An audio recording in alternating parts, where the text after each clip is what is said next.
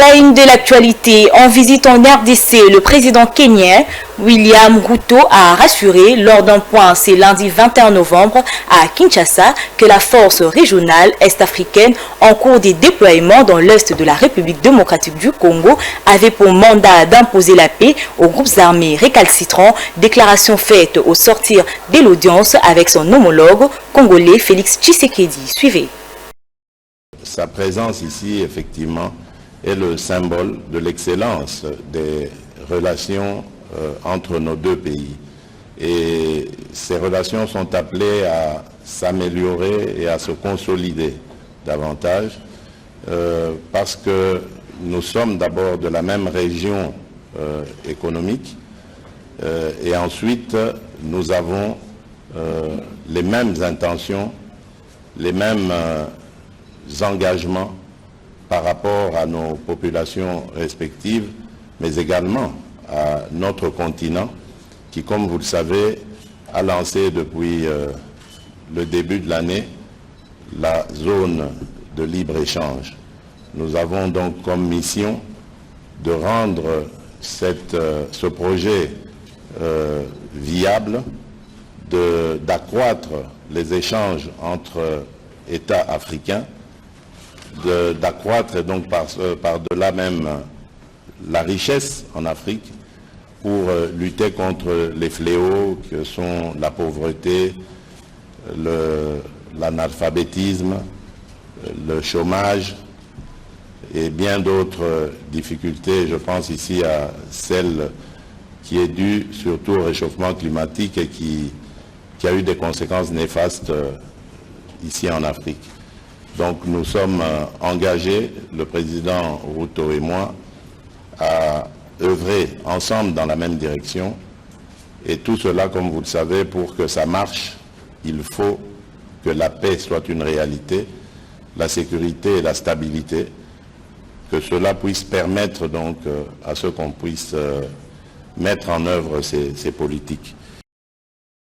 Toujours en rapport avec la guerre à l'Est, un jour d'accalmie a suffi pour que les hostilités reprennent entre le FARDC et les terroristes de M23. Les combats ont repris sur deux fronts, à Ishasha, à la frontière avec l'Ouganda, et au sud à Kibumba, à 20 km de la ville de Goma.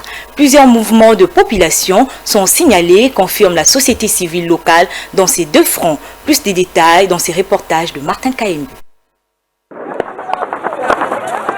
Après une courte accalmie le samedi, le dimanche 20 novembre dernier, le combat à l'arme lourde ont repris entre les forces loyalistes et les M23, appuyés par le Rwanda. Les offices religieux ont été écourtés dans le village du nord-est de la République démocratique du Congo avec l'éruption de rebelles du M23 qui reste à l'offensive en dépit des appels à déposer les armes.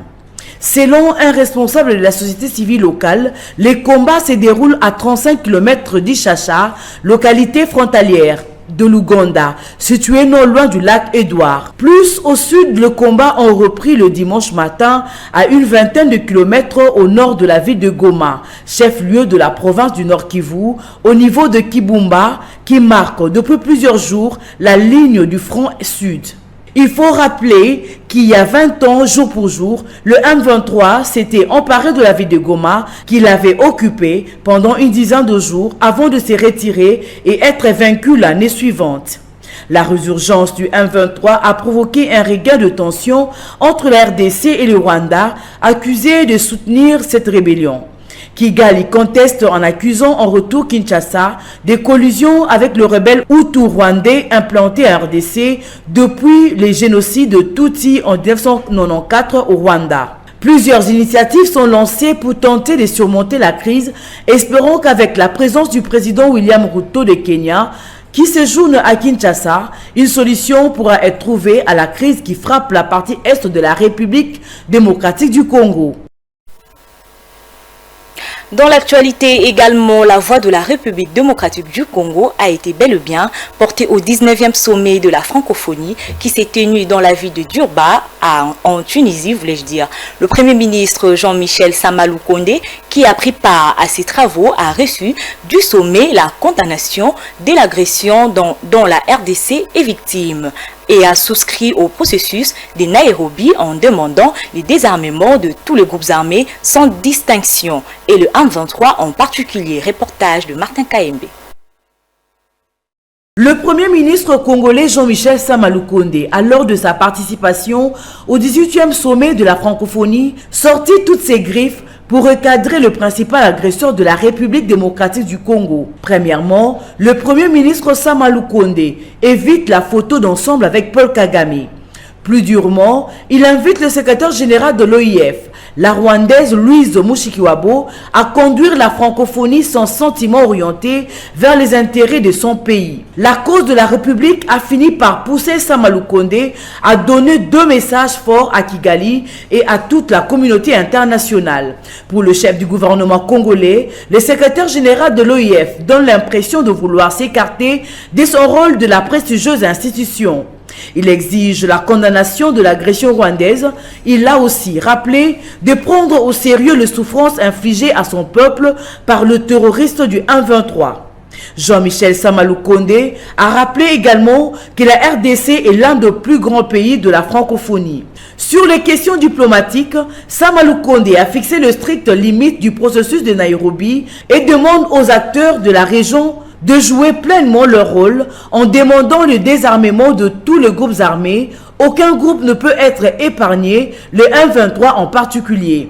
Le Premier ministre insiste sur le désarmement de tous ces groupes, même le FDLR, y compris ce qui justifie la présence d'une force conjointe qui vient mener cette offensive vers les groupes armés réfractaires.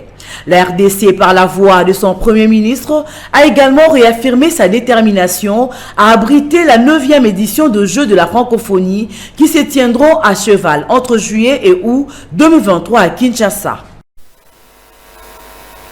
Depuis 2005, chaque 3e dimanche du mois de novembre, le monde entier commémore la journée mondiale du souvenir des victimes de la route. Couplée à la journée africaine de sécurité routière en cette année 2022, cette journée est tombée le dimanche 20 novembre. Le thème retenu pour cette année par les Nations Unies est « Nous ne voulons plus nous souvenir de nouvelles victimes, nous voulons vivre nos vies ensemble ». Pour l'occasion, Chéribin Okende Senga, ministre du Transport, Voies de Communication et des Désenclavements, a formulé les mots d'usage pour la circonstance. Suivez ces propos recueillis par Muriel Monsa. Très chers usagers de la route, depuis 2005, chaque 3e dimanche du mois de novembre, le monde entier commémore la journée mondiale du souvenir des victimes de la route, couplée à la journée africaine de sécurité routière. En cette année 2022, cette journée tombe ce dimanche 20 novembre. Le thème retenu par les Nations Unies est, je cite, « Nous ne voulons plus nous souvenir de nouvelles victimes, nous voulons vivre nos vies ensemble ». Au-delà d'être un engagement de pouvoir public, celui-ci doit être d'abord et avant tout un engagement de chaque individu, une interpellation pour tous les usagers de la route. En 2019, en République démocratique du Congo, le taux de mortalité était de 34,9 par 100 000 habitants selon les bilans de la sécurité routière de 2020 de la Banque mondiale. En effet, les usagers de la route vulnérables sont touchés de façon disproportionnée. Plus de la moitié des victimes de la route sont les piétons, les cyclistes, les motocyclistes et leurs clients. Pour le cas de la République démocratique du Congo, notre pays, mon ministère est déjà engagé dans un processus de réforme aligné sur les 6 composantes importantes identifiées par les Nations Unies comme leviers sur lesquels chaque État membre devrait s'appuyer pour réduire significativement le nombre d'accidents de la route et les décès qui leur sont imputables, devenus de fléaux et catastrophes permanentes qui gangrènent la circulation routière. À cet effet, j'engage la Commission nationale de prévention routière à poursuivre des efforts en vue de la lutte contre l'excès de vitesse, la lutte contre la conduite en état d'ivresse, du port obligatoire de casque par les motocyclistes et leurs clients, du port obligatoire de la ceinture de sécurité, de l'usage de dispositifs de retenue pour enfants, des mesures à interagir avec les services spécialisés du ministère de la Santé pour des soins appropriés à dispenser aux victimes d'accidents du trafic routier. C'en est tout pour aujourd'hui, Madame, Messieurs. Merci de nous avoir suivis et restez branchés sur vos postes téléviseurs pour la grande édition de ce soir.